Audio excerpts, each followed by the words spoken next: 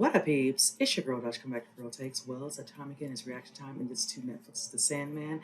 Now, before I get into episode 2, I just want to do a quick recap of episode 1, titled Sleep of the Just. That was such a lovely introduction to the story. I'm just really looking forward to the progression and learning a lot more as I go. Of course, knowing about Tom Sturridge playing Dream, hearing about what's called the Endless, being introduced to Corinthian, played by Boyd Holbrook. I'm really looking forward to him fleshing him out. Also, introduction to Lucienne. I love, from what I see so far, the little relationship and the respect level between her and Dream. And just kind of coming to the realization with him trying to deal with Corinthian and getting caught up in someone's spell that was done incorrectly, did not bring back death, which hence his name was Roderick, played by Charles Dance. And then just seeing the ripple effect of the situation that they have caused with doing this ritual. Then you get introduced, of course, to his son Alex, and I had such potential that he would do the right thing, but once he killed his raven, I was just like, yeah, all bets are off. And that stare down he gave, I was just like, yeah, he's got something for you. And he did. He put him in a nice little, sleep. I will say this, Paul, I didn't bring it up, and I should have during my little review at the end, when he rolled over with the wheelchair with that, and he looked back and looked at him and then kept rolling. I wonder if that was deliberate, like, you know what, I can't do no more. He's getting older. You're clearly not, it's just what it is. So I'm curious as if did you deliberately do that? Did you want to, just be free of it, just to be done, so he could just go do what he really needs to, do and take care of? Now that we see he got out, dealt with 2 cops, him talking to Lucienne in discussion about what happened, within the realm and how things have happened, the decay that's happened, how some people were, trying to find you. Some people thought, you forgot about your duties. And he's like, no, they're not having faith in him, just, going off doing who knows what, which we eventually will probably find out. And him saying, I'm going to bring them all back. We will rebuild. And then, of course, going off. So it was a lot to unpack in that first episode, but I'm here for it. I already told people who comment, I said, give me your feedback if it's some, incorrect and all that. Like I said, and, I'm going and it's totally blinded. So I'm just going to enjoy this. And if there's certain things that, people tell me and all that, I have no problem with it. Like I said, just, be somewhat gentle. Don't try to come for me. I said, like I stated for whatever. And there's always a way you can say it, and get your point across. And I have no problem with appreciating somebody giving me, the information. So, what, with that said, getting ready to get into episode 2 is titled Imperfect Host. So with that said, let's go and jump into it. See the rest of my thoughts with you guys. The royal librarian of an abandoned kingdom. I never felt abandoned. I knew you would return.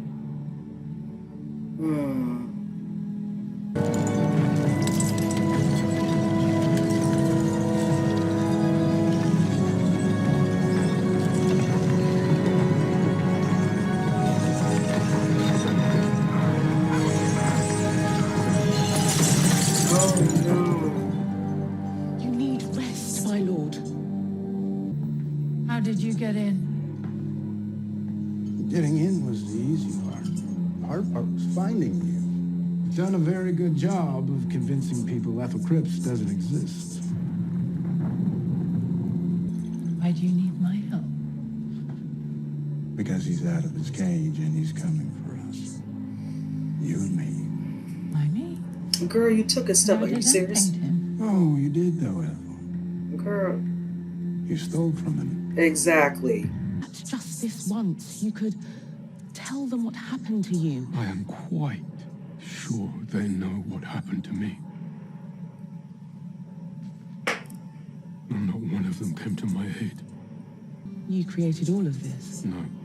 Something that remains intact. That might retain some fragment of my power within it.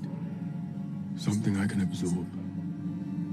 There is one thing. I'm afraid this is not a social call. What's happened? Is something wrong? What is it? For the sake of the dreaming, I must take back a gift I gave you long ago. I have not come here to ask you. I've come to ask Gregory. Take me instead. Or Abel. Take me, Lord Morpheus, please. I cannot. I can only reabsorb that which I created and Gregory began as a nightmare.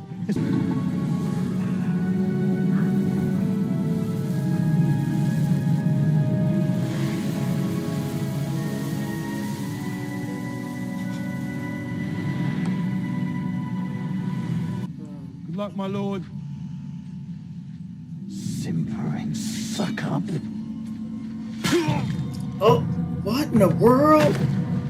Wonder if your son knows where they are. How is John doing these days?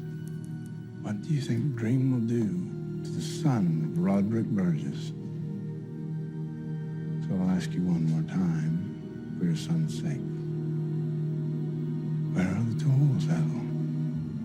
I cannot ask the fates for help without giving them something in return. There is nothing left to give from the dreaming. I have to gather my offerings from the dreams of others.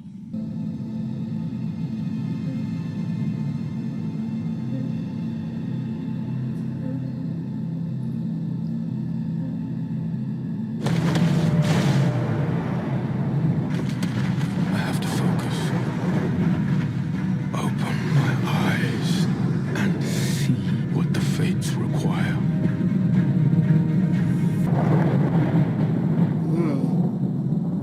Morpheus. It's been a while. Oh, I recognize her. You look thin, love. Are you eating? Are you hungry? He is, but not for food. Look at him. You may ask us 3 questions. Oh, right now. Oh my. And get 1 answer from each of us. Pouch filled with sand. Where is it? It was sold in London. Last purchased by a magic user called Joanna Constantine. A helm. What happened to it?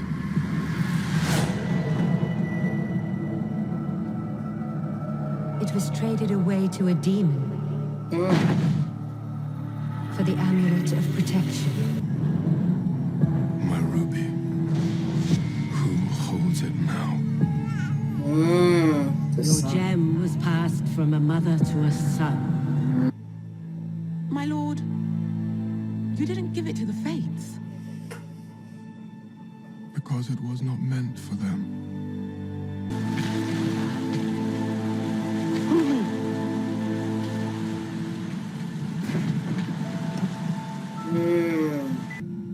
My son John took the ruby from me.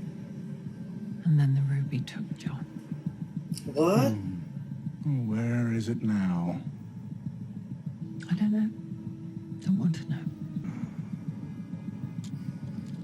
You don't have to lie. In fact,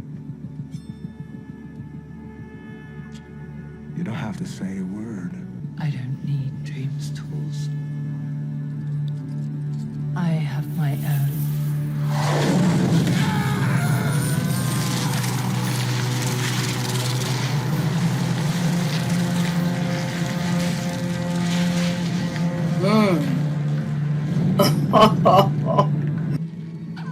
It doesn't have to be gold. It can be gold. Gold is. Really? Oh my god.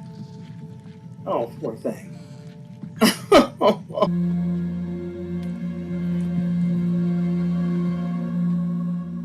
Johnny. Oh. We do need to talk. Well, that rarely goes well for either of us. Perhaps I should ask the guard to come in and referee. We need to talk about the ruby. He can't help it. It's not his fault. It's who he is. It's who we are. The first murderer, the first victim. This is our story. Shall we say good morning to Kane? Oh, I'll be fine. He never normally murders me before lunch. He's not much of a morning person, like me, or you apparently. Take a raven with you. No more ravens. If this Constantine is anything like her ancestor, she will serve me well enough. She is only human. What could possibly go wrong?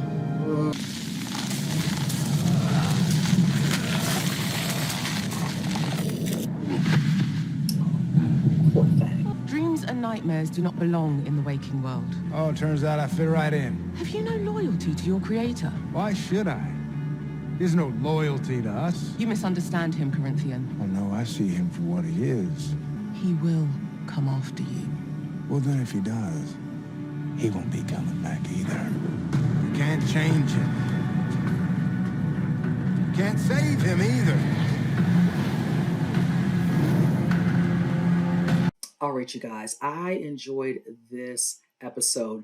Definitely get a little bit more information with Dream and just understanding how he's going to go about handling just getting everything back somewhat normalcy with the realm, and being that he doesn't have his actual full powers back, him trying to fix things and all that, and then kind of losing it, and then Lucian telling him, you need to rest, you need to eat, whatever. And he's like, no, I need to get my things back. Hence, of course, his helm, his sand, and his ruby. And knowing that this sets him out on the path to go and meet up with some people. Once she has told from him, like, okay, do you have anything that's mine that's still intact that I can use? He's like, maybe I have something for you. And we get introduced to two new characters, I think Cain and Abel. And I like the banter because they're brothers. We also get introduced to another little character, which was a gargoyle named Gregory, which is so stinking cute. And I was here for just seeing them just kind of acting out. But then when they realize why Dream is their Lord Morpheus, is what they said, and what his true purpose is and something he has to do, they're not very happy, but more so Cain than Abel. They want to do anything to help. But then, of course, Cain kind of lashes out a little bit, like, do you know we dealt with whatever, we've been through? He's like, what have you been through? Neither one, unbeknownst, he doesn't know. Clearly, we might get a little bit of a flashback with whatever happened around the realm, but definitely they have no clue that man went through some stuff for over a century, literally, and all the time straight nude. Poor thing, just.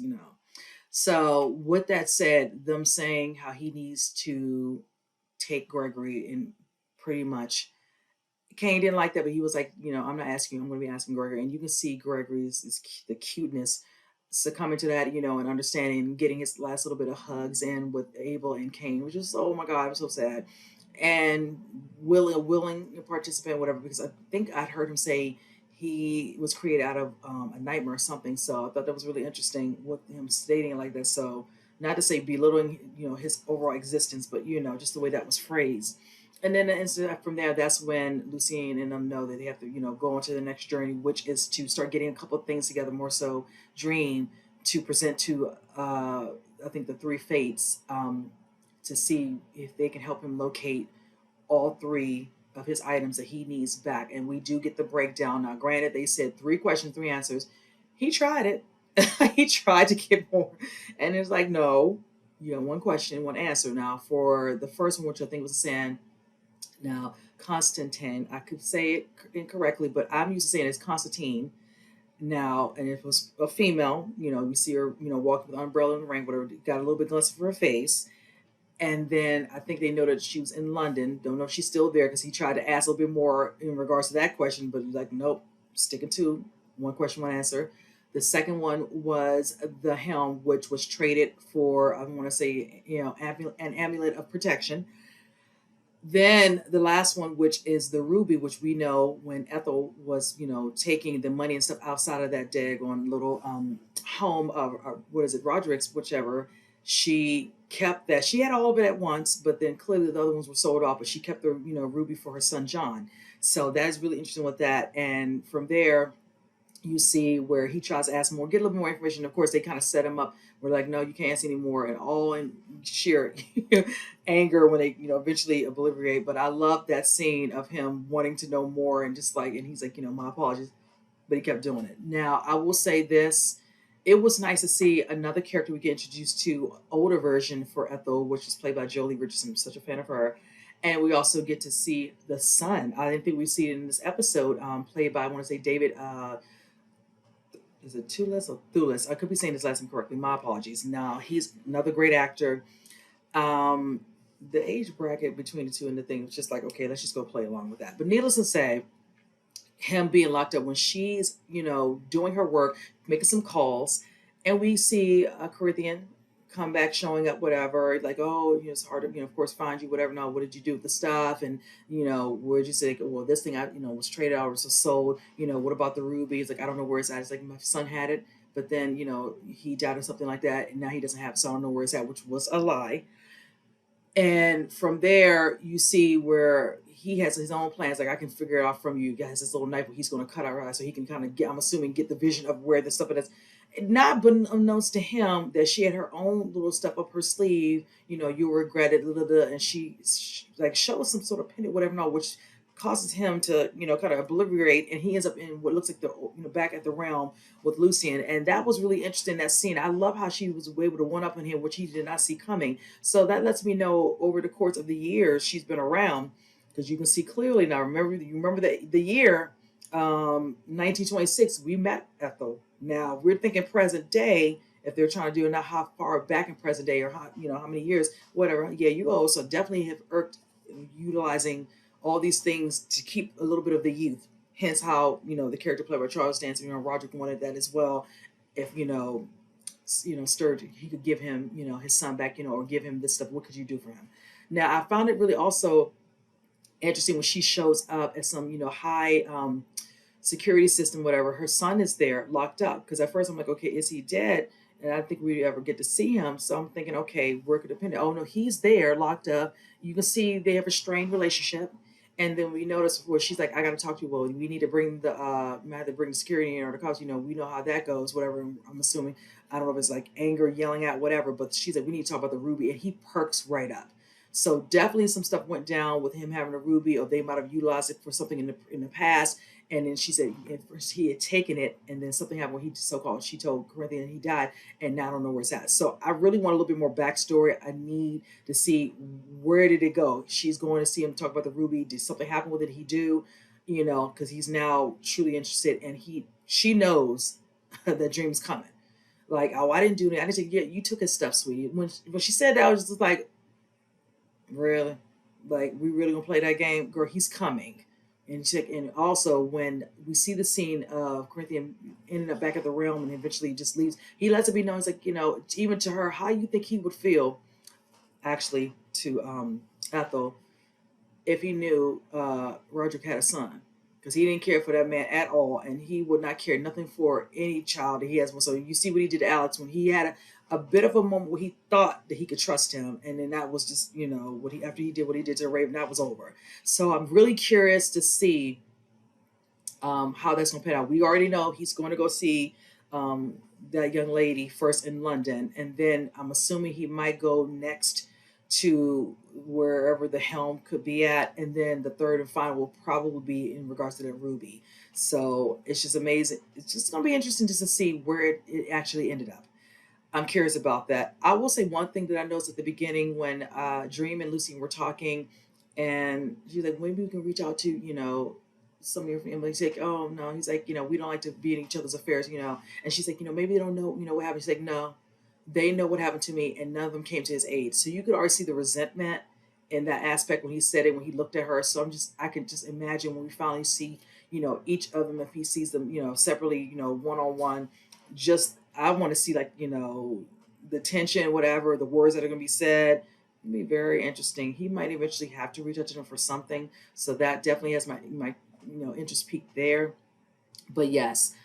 And then just like the last little bit with Abel and Cain, especially Abel telling a story to little old Goldie, was so cute, to explain to why his brother is the way he is and all that. Because I just found it really interesting how, his brother's like considered from the story like the murderer, and he's considered like the victim. And I'm just like this back and forth, because I really was not understanding when you see Dream leaving Lucy and start, doing what they need to do so they can go see the three fates, and he kills him with a pitchfork. I'm like, what the hell? You're mad at him. You're taking it out on him. I know you're upset with Dream. And then seeing him come out the grave and all that, I'm like, okay, so that's kind of your little power thing where, he takes the first shot, he kills you, and he buries you up, and you come on out. It's just like, oh my God, that's a cycle right there. Nobody would ever want to have to keep dealing with it all their lives. So I thought that was really interesting, and him telling that story to him was like, and all that. And he's so cute. I saw the part of him rubbing on his little stomach and all that, just so stinking cute. So I just like that. But yes, I'm really looking forward to, like I said, learning more and more with Dream, definitely his family, seeing all the ones like Desire, to spare all of them, and seeing, who comes, he goes to see to maybe ask questions and see if they can help, things of that nature. And also seeing what Corinthian has up his sleeve, because, as he put it, he thinks Dream doesn't give a damn about anybody but himself. I will say right now, I haven't seen anything that gives me cause to believe that is so far in these first couple of episodes. And that statement coming from him is actually just falls straight flat, because here you are out here, even though he was the one that created you out here doing such harsh and evil things to people because you want this world, people to walk amongst the world like you. So explain to me how you're gonna be mad at him and then you doing what you're doing. It's just like make it make sense. But anywho, but yes, again, great episode. I so enjoyed this, and like I stated, comment below, you guys. Let me know what you think. And with that said, see you guys in the next reaction. You guys take care.